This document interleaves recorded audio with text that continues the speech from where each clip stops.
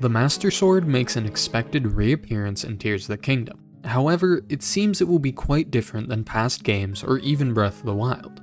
This raises the question of what exactly the Master Sword's purpose will be this time around and just how exactly Link will use it. Will it be a usable weapon from the get-go? Something Link can upgrade in a somewhat similar fashion to Trial of the Sword DLC for Breath of the Wild? Or maybe even something saved until the final showdown with Ganondorf, like how some older Zelda games were. In this video, I'm going to look at the very little information we have about Tears of the Kingdom's Master Sword, to try and figure out just what its use may be in the upcoming game.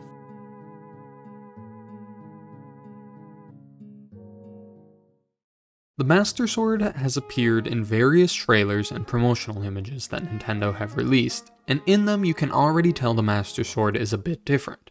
In many of the pictures Nintendo has posted, we can see the obviously damaged and corrupted Master Sword, sometimes being equipped to Link's back, and in the delay announcement we can even see Link holding it, showing that although damaged, it is not entirely useless to Link's quest. One of the main things that is difficult to pinpoint is when exactly Link can repair the sword, as we have seen it both damaged, often when Link is wearing the beige tunic with his hair down, and seemingly restored, shown only when Link is back in his champion's tunic. The back and forth of both Link and the Master Sword's looks in the trailers is honestly confusing to me, because maybe it is as simple as the player is able to fix the Master Sword pretty early into the game and Link switches his outfit.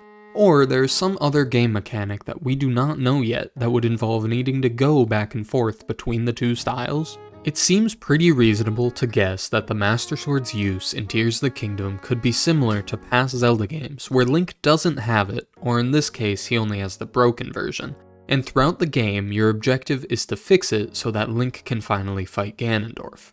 This could have been done in an attempt to slow some people down so that you can't immediately go kill Ganon like in Breath of the Wild, or at least not as easily, hopefully.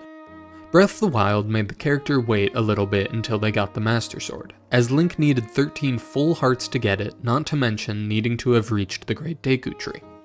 But it is apparent that Link will likely start the game with the Master Sword, as when Ganondorf is reawakened in the trailers, this is probably one of the opening cutscenes of the game, and we can see the moment that the sword becomes damaged. It is possible that he either wakes up in the skies with it in the room next to him, or has to pass through a tutorial-like trial or two set up by the Zonai, something somewhat similar to the Great Plateau in Breath of the Wild. This is something I actually made an entire video about if you want to check that out. So if Link starts with it, it is completely possible that Link's main quest in this game is to restore it to its former power, to make this now broken sword hilt back into the blade of Evil's Bane that is ready to seal darkness away. So how would Link do this? Likely by collecting the titular tears spread through Hyrule and the skies above. In the trailers there are many references to there being 7 tears in Tears of the Kingdom. So it could be completely possible that each of the 7 tiers are hidden behind a Zelda-style dungeon, very similar to some other games where Link's main objective is to find a certain suite of items all found at the end of the game's dungeons. Something that Breath of the Wild lacked and that a lot of fans missed. This could have led Nintendo to go back down this route, something that I personally will be very happy to see done in Breath of the Wild's Hyrule. And with every single tier that Link collects, it is possible that the sword will become a little bit stronger, gaining more damage output until finally being restored. One last possible hint at how the sword may be used is in Tears of the Kingdom's logo itself. It is shown going through the Z in Zelda, very similar to Breath of the Wild's logo, except the missing half of the sword is made of the green Zonai energy.